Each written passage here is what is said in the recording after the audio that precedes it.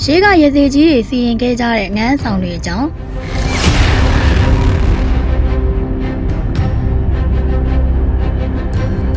ငန်းလို့ခေါ်ကြတဲ့ငန်းဆောင်တွေဟာအာရှမှာတော့နာမည်ကြီးလောကီအစဉ်ရင်တစ်ခုပဲဖြစ်ပါတယ်။ငန်းရုပ်တွေရဲ့ပုံစံဟာခေါင်းထိပ်မှာအချုံပုံစံရှိခြင်း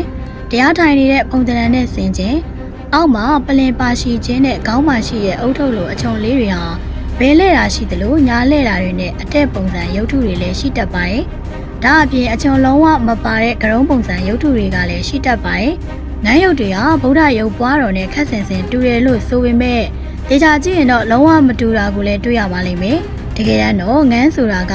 ခမာကမ္ဘောဒီးယားတွေရဲ့အဆောင်တစ်ခုပဲဖြစ်ပါတယ်။လွန်ခဲ့တဲ့နှစ်ပေါင်းရာကြီးကလေးကငန်းကိုခမာလူမျိုးတွေကစီရင်ခဲ့ကြတာပါ။ငန်းကိုအစောဆုံးစီရင်ခဲ့တာကတော့လောကီပညာရပ်တွေမှာအလွန်တော်တဲ့ရသေးကြီးတွေပဲဖြစ်ပါတယ်။လွယ်လွယ်ပြောရရင်တော့ငန်းဆိုတဲ့အဆောင်ရုပ်တစ်ခုမှာအဆောင်ပါပါတယ်။ဒါပေမဲ့ငန်းဆောင်ရုပ်တစ်ခုနဲ့တစ်ခုမှာပါတဲ့အဆောင်တွေကတော့မတူကြပါဘူး။ငန်းမှာပါတဲ့အဆောင်ဆိုတာကနဦးထည့်သွင်းခဲ့တာကတော့နက်တွေပဲဖြစ်ပါတယ်။မြန်မာလိုဆိုရင်တော့ငန်းမှာပါတဲ့အဆောင်တွေဟာအောက်နက်တွေနက်ငယ်တွေပါပဲ။ငန်းရုပ်တွေကိုအစောဆုံးစီရင်ခဲ့တဲ့ရသေးကြီးတွေဟာဒေါသောနက်တွေတောင်သောနက်တွေရုပ်ကသောနက်တွေလိုအစားရှိတဲ့များပြားလာတဲ့နက်တွေကိ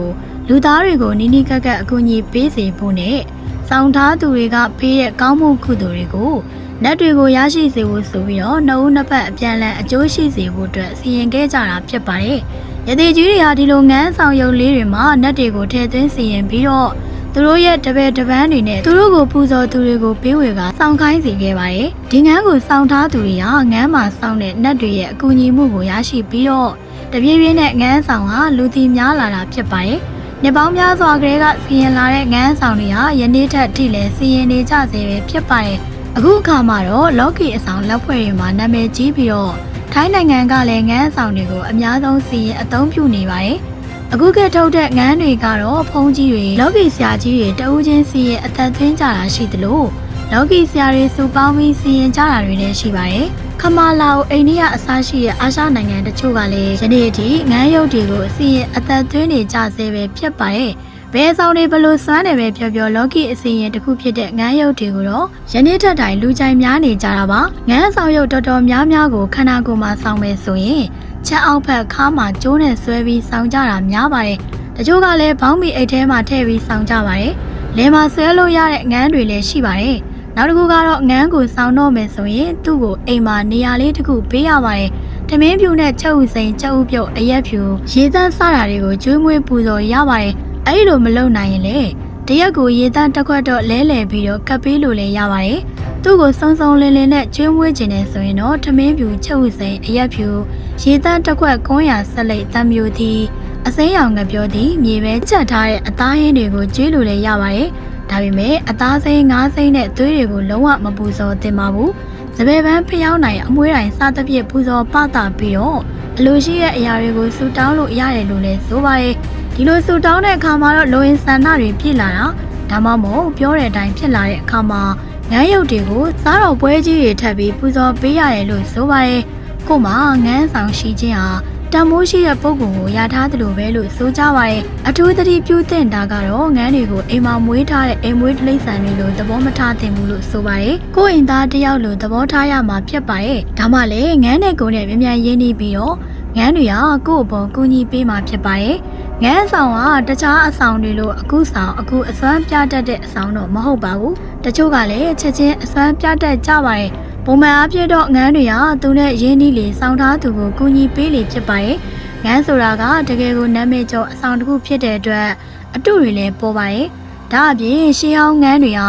နှစ်ကြာတဲ့အခါမှာအဆောင်နဲ့ပါဝါလည်းပိုကြီးတယ်လို့ယုံကြည်လက်ခံထားကြပါတယ်။ဒါကြောင့်ရှေးဟောင်းငန်းကိုစောင့်ထားတဲ့သူတွေဟာရှေးဟောင်းငန်းတွေကိုပဲဆက်ဆက်မြဲမြဲသဘောကျတတ်ကြတာပါ။ရှေးဟောင်းငန်းတွေဟာရှေးဟောင်းပစ္စည်းဖြစ်နေတဲ့အတွက်လွယ်လွယ်ပေါ်ပေါ်မရတတ်သလိုတံမိုးကလည်းကြီးလာပါတယ်ဒီလိုရှေးဟောင်းငန်းတွေဟာတံမိုးကြီးလို့တဲ့အတွက်ဒီနေ့ခေတ်မှာစီရင်ကြတဲ့တက်တန်းနှုတ်ပြီးတော့တံမိုးလဲတင်တဲ့အရင်ခမာနီးကိုယူပြီးပြန်ထုတ်တဲ့နောက်ထုတ်ငန်းတွေကိုစောင့်ကြတဲ့သူတွေလည်းရှိရလို့ဆိုပါတယ်ဒီနောက်ထုတ်ငန်းတွေကလည်းတချို့ငန်းတွေဆိုရင်ရှေးဟောင်းငန်းတွေလောက်တံမိုးရှိတဲ့ငန်းအသစ်တွေလည်းရှိရလို့ဆိုပါတယ်ဒါပေမဲ့ဒီငန်းအသစ်တွေဟာယနေ့ခေတ်မှာစီရင်ထုတ်လုပ်ကြတာဖြစ်ပြီးတော့ ထိုင်းမှာဆိုလဲဖုံးကြီးတွေကပြန်ထုတ်လုပ်ကြတာဖြစ်လို့အရှိကတံမိုးကြီးရဲ့ရသေးကြီးတွေစီရင်တဲ့ငန်းတွေလောက်ပါဝါကြီးရဲ့နှက်တွေမပါနိုင်ဘူးလို့ဆိုပါတယ်ဒါပေမဲ့ထိုင်းဆောင်တွေဟာလည်းအသစ်ပေမဲ့နောက်ထုတ်ငန်းအစ်စ်တွေပဲဖြစ်ပါတယ်တကယ်အဆောင်ပါတဲ့စီရင်ထားတဲ့ငန်းရုပ်တွေပဲဖြစ်ပါတယ်ငန်းရုပ်တွေမှာအတုတွေလည်းရှိပါတယ်အတုဆိုတာကတော့ဘာမှမစီရင်ထားဘဲနဲ့မူရင်းအဆောင်ရုပ်တွေကို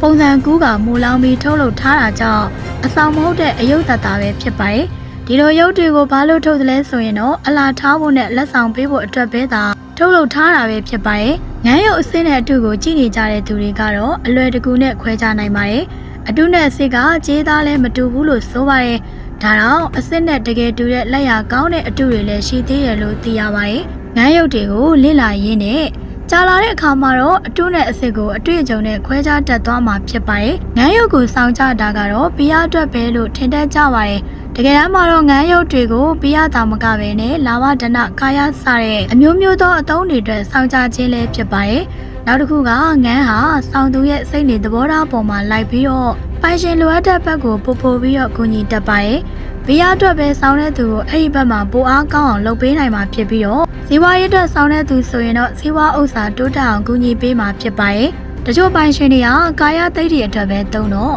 ဒီလိုငန်းတွေကစောင့်သူပိုင်ရှင်ကိုဒုတ်ပြီးတားပြီးကြည်ပြီးဆိုတဲ့အပီးစီးတွေအတွက်ပါကူညီပေးတတ်ပါတယ်အဓိကကတော့ကိုဆောင်တဲ့ငန်းနဲ့ကိုနဲ့ရင်းနှီးနေမှုပဲဖြစ်ပါတယ်ငန်းတွေကိုအကျန်းအဖြစ်အောက်ခြေမှာမြေသားပါတဲ့ငန်းနဲ့အောက်ခြေမှာကြေးသားနဲ့ပိတ်ထားတဲ့ငန်းဆိုပြီးသိကြပါတယ်နောက်ပြီးပုံစံအားဖြင့်လည်းနှစ်မျိုးအကျန်းအဖြစ်ကွဲပါသေးတယ်လူမျက်နှာပုံရှိတဲ့ငန်းနဲ့လူမဟုတ်တဲ့မျက်နှာဖားမျက်နှာမြောက်မျက်နှာနဲ့ဆင်းတဲ့ငန်းမျိုးစားတွေလည်းအများကြီးရှိပါတယ်ရေသားပါတာကိုအလွယ်တကူဖျားငန်းလို့ခေါ်ပေမဲ့သူ့အဆင့်သူ့ရာထူးနဲ့လည်းရှိကြပါတယ်အောက်ခြေမှာကြေးသားနဲ့ပြန်ပိတ်ထားတာကတော့များသောအားဖြင့်တာတင်လို့ခေါ်တဲ့မျက်စိနီငန်းလေးတွေဖြစ်ပါတယ်မျက်စိနီမဟုတ်ဘဲနဲ့ကျင်းမျက်စိနဲ့မျက်လုံးပြိုးပြိုးငန်းတွေလည်းရှိပါတယ်ဒီလောက်ဆိုရင်တော့ငန်းဆောင်တွေနဲ့ပတ်သက်ပြီးတော့သိလောက်ပြီလို့ထင်ပါတယ်ရှင်ဟုတ်ကဲ့ channel လေးကိုကြည့်ရှုအားပေးတဲ့အတွက်ကျေးဇူးထူးတင်ရှိပါတယ်ရှင်